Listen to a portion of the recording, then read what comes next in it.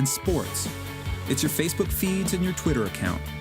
It's the gossip you pretend you don't love to read, your video IM, your email, your financial news, and all the web pages you love to visit. It's everything you're into, all in one place, all within easy reach. It's your world, your way.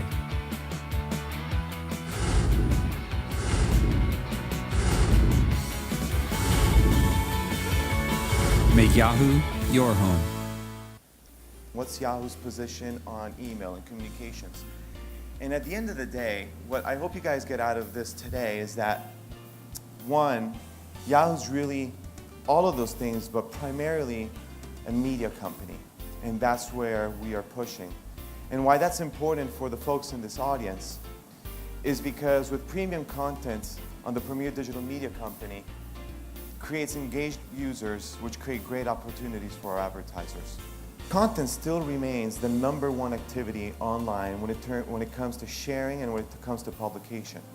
When they are task-oriented, whether they are online banking or even writing an email, they are actually not interested in looking at advertising. Even on social networks, and myself as a perfect case study, when I'm on Facebook, there's ads and there's all those things, but I don't usually pay attention to those because I'm in a task of either finding someone or communicating with someone. And it's just a different approach. So different type of advertising will resonate with different types of approaches.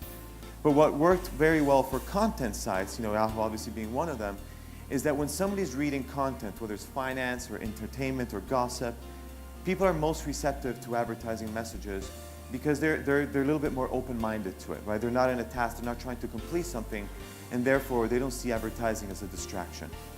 You should be asking and almost demanding that these publishers work with you to provide the creativity that most advertisers today still think can only be reserved to television, right? When you think of television, the reason why most advertisers still spend the majority of their dollars on that medium is because you can create an emotional connection in a way that's very hard with what traditional advertisers think of just banner advertising.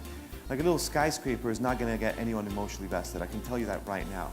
But premium content solutions with great advertising next to it is what delivers emotional connections. One of the beauties of being a digital player is that we get to understand how people navigate through our site. It's not Yahoo or Facebook.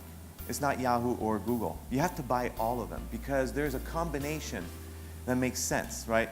I'm sure all of you guys have heard about owned, bought, and earned media. And it's the combination of those three that makes the best sense for any given advertiser. I actually think the more interesting question is whether corporate sites should continue to exist or whether they should start thinking about really putting all of those resources onto their Facebook pages.